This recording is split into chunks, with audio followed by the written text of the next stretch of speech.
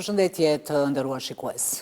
Bota akademike dhe kultura shqiptare humbën sot një nga figurat më të shquara, akademikun dhe shkrimtarin e madh shqiptar Recep Qosja. Ai vdiq në moshën 89 vjeçare. Akademik Qosja ishte një nga figurat më të rëndësishme të kulturës shqiptare, i njohur për kontributin e tij në letërsi, kritik letrare dhe mendim shoqëror. Do të ndjekim në vazhdim një profil të akademik Recep Qosjes. Jemi përpjekur të mbledhim një numër sa më të madh dhe më të rëndësishëm të botimeve të kulturës shqiptare apo mbi shqiptarët. Recep Qosja ishte një ndër figurat më të shquara të kulturës dhe mendimit shqiptar. Akademik, shkrimtar dhe kritik letrar, i cili për dekada me radh la gjurmë të thella në jetën intelektuale shqiptare. I lindur në vitin 1936 në Vuthaj, Qosja ndërtoi një karrierë të gjatë si studiues i letërsisë dhe shumë shpejt u shqua për qasjen e tij të thellë analitike dhe mendimit kritik. Gjatë karrierës së tij, Qosja botoi 10 vepra në fusha të ndryshme, përfshirë kritikën letrare, historinë e letërsisë dhe publicistikën. Ai ka një opus shumë të gjerë, por disa nga veprat e tij më të njohura dhe me ndikim në letërsinë dhe kritikën shqiptare janë Vdekja vjen nga sy të tillë, Historia e letërsisë shqiptare, Një dashuri dhe 7 faje, Shkrimtarët dhe koha, Morfologjia e një vepre letrare dhe shumë vepra të tjera. Shkrimet e tij trajtojnë çështje të identitetit, historisë dhe kulturës shqiptare, duke u bërë referencë për studiues dhe lexues të shumt. Ai ishte gjithashtu një zë i fuqishëm në debatet publike, i njohur për qëndrimet e tij të drejtpërdrejta dhe shpesh kritike mbi zhvillimet politike dhe shoqërore në hapësirën shqiptare. Recep Qosja nuk ishte thjesht një studiues, ai ishte një zë i fortë në jetën publike shqiptare, i cili mori pjesë edhe në konferencën e Rambujes. Delegacioni shqiptar ka konsenzus për nënshkrimin e marrëveshjes. Duke qenë pjesë e zhvillimeve të rëndësishme historike për Kosovën, trashëgimia e Recep Qosjes do të mbetet një pikë referimi për studiuesit dhe brezat e ardhshëm, si një figurë që i dha shumë mendimit kritik dhe identitetit kulturor shqiptar. Si kanë thonë rilindësit e brezit por për krimin patriotik të shqiptarit dhe për krimin e shtetit shqiptar Shqipërisë. Ceremonia e varrimit të akademik Recep Qosjes është bërë sot, vetëm në praninë e antarëve të ngushtë të familjes. Ushtruesja e detyrës së presidentës, Albulena Haxhiu, e ka shpallur ditën e nesërme ditëzie shtetërore në ndërim të jetës dhe veprës së akademik Recep Qosjes, i cili sot u nda nga jeta. Sipas Haxhiut, me këtë vendim, shteti shpreh ndërimin dhe mirënjohjen për një personalitet që i dha kulturës shqiptare dije, vepra dhe autoritet. Pas lajmit për ndarjen nga jeta të akademik Recep Qosjes, kanë ardhur reagime të shumta nga Kosova dhe Shqipëria. Figurat jetës publike, akademik dhe përfaqësues të institucioneve kanë shprehur ngushëllimet e tyre dhe kanë vlerësuar kontributin e tij të jashtëzakonshëm në kulturën dhe mendimin shqiptar. Akademia e Shkencave e Kosovës dhe ajo e Shqipërisë kanë vlerësuar kontributin e jashtëzakonshëm të akademik Qosjes. Në telegramin e ngushëllimit thuhet se trashëgimia që la pas përbën një vlerë të çmuar shkencore dhe letrare. Kuvendi i Kosovës mbajti 1 minutë heshtje, derisa ushtruesja e detyrës së presidentës, Albulena Haxhiu, tha se Kosova humbi akademikun Recep Qosja, ndërkaq bota shqiptare humbi një nga personalitetet e saj më të mëdha të mendimit kritik, të letërsisë dhe të studimit. Edhe kryediplomati Glauko Njufsa vlerëson se Recep Qosja ishte kolosi i fundit intelektual dhe se shuarja e tij është lajm i hidhur për kombin shqiptar. Ngushëllime kanë shprehur edhe presidenti i Shqipërisë Bajram Begaj, kryeministri Edi Rama, liderët politik të vendit, kreu i PD-s Bedri Hamza dhe AIAK-s Ramush Haradinaj dhe shumë personalitete të tjera të jetës publike.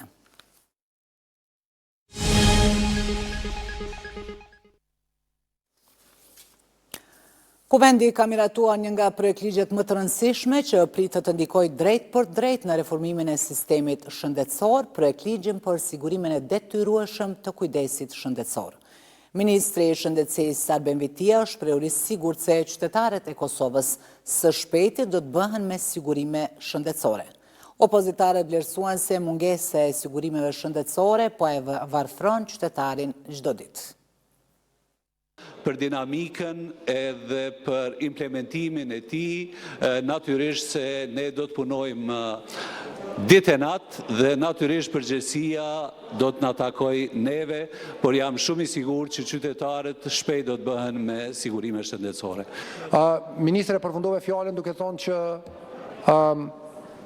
shumë shpejt do ta kenë sigurimin shëndetësor, duke qenë se jepën një kohë shumë gjatë ministër, për shumë vite, a mendon që e ke dijenin edhe aftësinë me na tregu sot kur është ajo shumë shpejt? Ndoshta kanë na kritiku pse blankon parim po japim përkrahje një ligji që as vet nuk e din implementimin kur fillon. Po do ta përkrahim, edhe do të kërkojmë përgjegjësi. Por në datat e sakta, ashtu siç ju e keni përshkru këtu, 15 ditë pas publikimit në gazetën zyrtare hin fuqi. Në ditën e 16 do të shohim jo çka po bën. Edhe projekt ligji për masat e përkohshme të produkteve themelore në raste të veçanta të destabilizimit në treg ka marrë dritën jeshile nga deputetët e Kuvendit. Gjatë shqyrtimit në seancë plenare, Ministre e Industrisë Mimoza Kusari Lila njoftoi se ky ligj parashihet të aktivizohet vetëm në situata të destabilizimit të tregut, derisa opozita e kundërshtoi këtë projekt ligj. Ky ligj ose ky projekt ligji prezantuar para jush është i parapar të aktivizohet vetëm në situata të destabilizimit të tregut dhe vetëm për 14 produkte që janë të specifikuara në këtë projekt ligj. Do të thotë janë produktet e shportes bazë, të cilat synim e kanë mbrojtjen e kategorive më të lëndueshme në raport të ndryshimit të çmimeve. Do të thotë nuk është projekt ligj që i hyn listës së përgjithshme të produkteve në të gjitha marketet e Republikës dhe i përcakton çmimet. Jo, i përcakton vetëm listën e produkteve që janë të miratuara sipas projekt ligjit. Me këtë ligj kemi mbrojtur qytetarin çfarë sa e kemi mbrojtur nga rritja e çmimit të naftës. Jo keni aplikuar një instrument të ngjajshëm, kufizimin e marzhës së profitit edhe për produktet e naftës. Dhe çmimi i naftës ka rri në 2 euro gati. Çfarë sa bile më shumë se në disa vende tjera të rajonit. Çka është situata e destabilizimit në treg? Si i përcakton këtë? Edhe si i përcakton kostot e furnizimit të madrave në treg mbi bazën e cilave do të vendosen çmimet të tavan. Dhe treta, pse nuk po përdorin instrumentet ekzistuese? Regulativa ligjore në fuqinë Kosovë të jep të gjithë autoritetin e ke diskrecionin e plot me përdor regulativin ekzistuese, autoritetin e konkurrencës, inspektoratin e tregut dhe ligje të ndryshme për kontroll të funksionimit të tregut. Andaj ne në parim jemi kundër ndërtimit të strukturave, institucioneve paralele brenda qeverisë, të cilat e zaventojnë rolin e një ministrie përkatëse, duke ditë se ekspertiza, administrata publike, zyrtar publik, temrun politik, të zgjedhurit politik, janë në atë ministri. Andaj ky bord është bord i cili e merr një përgjegjësi që nuk i takon dhe rrjedhimisht nuk duhet të. Kryetari e Kuvendit Albulen Haxhiu ka reaguar ndaj gjuhës përdorur të deputetit Fatos Geci ndaj ish presidentit Hashim Thaçi. Ajo tha se një gjuhë e tillë është përçarëse dhe papranueshme që dëmton veprën madhështore të UÇK-s. Dua të ritheksoj se krerët e ushtrisë çlirimtare të Kosovës po mbahen padrejtisht në Hagë dhe uroj që vendimi i gjykatës do ta korrigjoj padrejtësinë e madhe të prokurorisë specializuar. Si kryetare e Kuvendit e dënoj pas një mëdyshje këtë gjuhë dhe e bëj të qartë se nuk do të lejoj që foltorja e Kuvendit të përdoret për sulme të tilla. Gje u bë publike dhe gjuha seksiste kundrejt nënkryetares së Kuvendit, zonjës Vlora Qitaku. Të nderuar deputet të këtij kuvendi. Kuvendi i Kosovës nuk është dhe nuk do të bëhet kurrë arenë e sulmeve gjinore.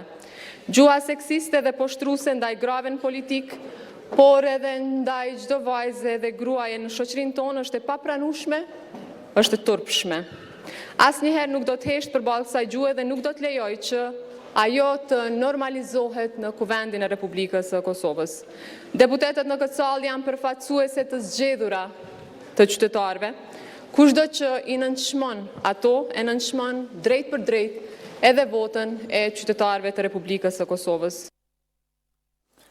Qeveria ka miratuar projekt ligjin për ndryshimin e ndarjeve buxhetore për vitin 2026, si dhe në parim nismën për marrëveshje kredie me Agjencinë Franceze për zhvillim për organizimin e lojrave mesdhetare Prishtina 2030. Në mbledhjen elektronike, qeveria ka miratuar edhe projekt ligjin për parandalimin e pastrimit parave dhe financimit të terrorizmit, si dhe i ka propozuar Kuvendit kandidatët për 7 pozita në bordin e Agjencisë Kosovare të Privatizimit.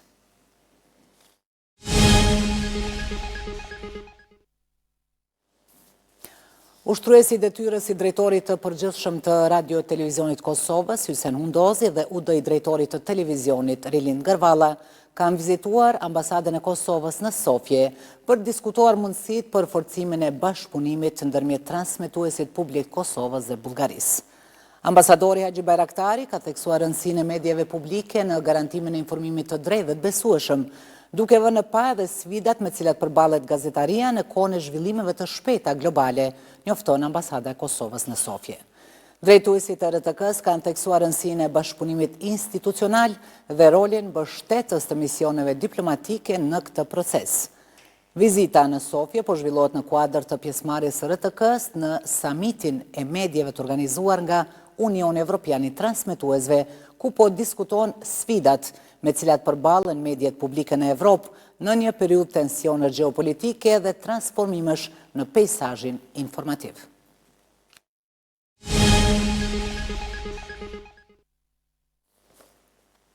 Vazhdojmë një informacion nga Maqedonia e Veriut. Në një aksion të Ministrisë së Punëve të Brendshme dhe Prokurorisë Publike, është arrestuar ish kryetari i Federatës së Futbollit të Maqedonisë së Veriut, Muhamed Sejdini.